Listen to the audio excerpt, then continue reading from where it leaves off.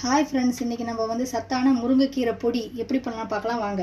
இன்றைக்கி வந்து நான் முருங்கைக்கீரை வந்து அலசி நான் வந்து அதாவது சூரிய வெளிச்சத்தில் நல்லா வந்து காய வச்சு நான் எடுத்திருக்கேன்.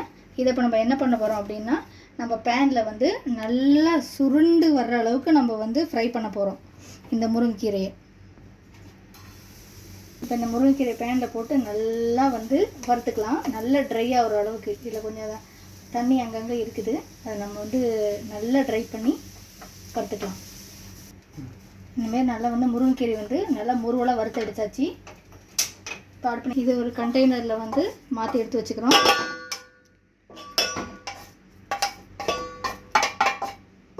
நெக்ஸ்ட் வந்து இதுக்கு தேவையான இன்க்ரீடியன்ஸ் என்னென்னலாம் பார்க்கலாம் வாங்க. இப்போ நம்ம வந்து 3 வகையான இன்க்ரீடியன்ஸ் பருப்பு வகைகளை நம்ம ஃபஸ்ட்டு ஃப்ரை பண்ணிக்கலாம். ஃபஸ்ட்டு முதல்ல வந்து துவரம் பருப்பு. இது வந்து நீங்கள் ஒரு 2 ஸ்பூன் எடுத்துக்கோங்க. கடலைப்பருப்பு 2 ஸ்பூன், உளுத்தம்பருப்பு 2 ஸ்பூன். இது நல்லா வந்து கருக விடாமல் நல்லா வறுத்துக்கோங்க.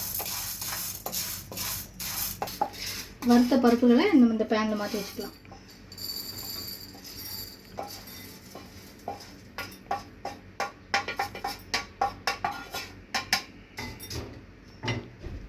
அடுத்து என்ன பண்ணலாம் பார்க்கலாம் வாங்க.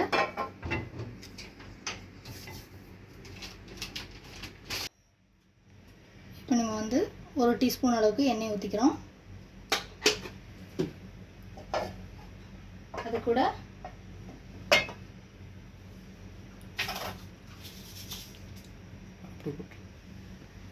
சீரகம் 1 டீஸ்பூன்,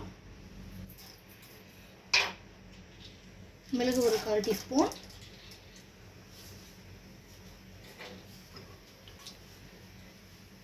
கறி லீவ்ஸ் ஒரு 3 கொத்து, அப்புறம் காஞ்ச மிளகாய் ஒரு 3. ஒரு முருங்கைக்கீரை தேவையான அளவுக்கு காரம் சேர்த்துக்கலாம், ஏன்னா இது வந்து ரொம்ப காரமான மிளகாய். நம்ம எல்லாத்தையும் போட்டு நம்ம எண்ணெயில் வதக்கிக்கலாம். நல்லா மிளகு சீரகம் எல்லாம் வெடிக்குது பாருங்கள். நல்லா பச்சை மிளகாலாம் வெடிக்குது தாராளமாக. வெடிக்கிற அளவுக்கு நல்லா வந்து நம்ம வறுத்துக்கணும். மிளகா நல்லா கொஞ்சம் கருப்பாக போனாலும் ஒன்றும் பிரச்சனை இல்லை, நல்லா தான் இருக்கும். நல்லா கருவடாக கொஞ்சம் வறுத்துக்கோங்க. நல்லா வாசம் இப்போவே நல்லா அடிக்குது.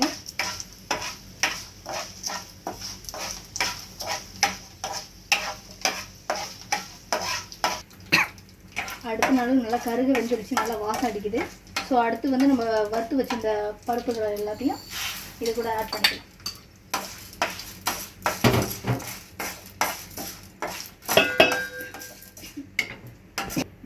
வறுத்து வச்சுருந்த முருங்கைக்கீரையும் இது கூட சேர்த்து நல்லா வதக்கிக்கலாம்.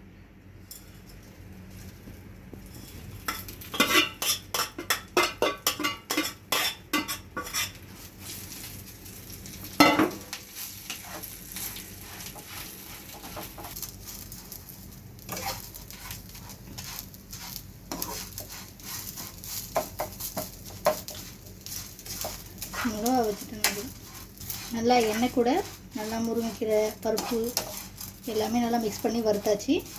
இப்போ நம்ம அடுப்பு ஆஃப் பண்ணுறதுக்கு முன்னாடி பெருங்காய பவுடர் கொஞ்சம் ஆட் பண்ணிக்கலாம். என்னோடய ஸ்பெஷல் பெருங்காயம் வந்து எல்ஜி பெருங்காயம்.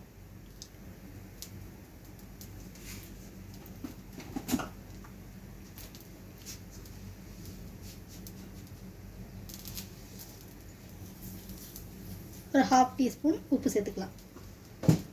இதில் போட்டு நல்லா கிண்டி இறக்கிடலாம். இப்போ வந்து தண்ணி இல்லாமல் நல்லா ட்ரையாக உள்ள ஒரு மிக்ஸி ஜார் எடுத்துக்கலாம்.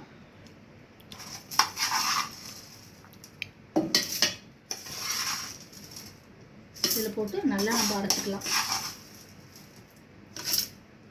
இப்போ முருங்கை பொடியை வந்து நம்ம மிக்ஸியில் நல்லா அரைச்சி இது இப்போ நம்ம வந்து ஆற வச்சுக்கலாம். நல்ல பொடியாக வந்திருக்கு.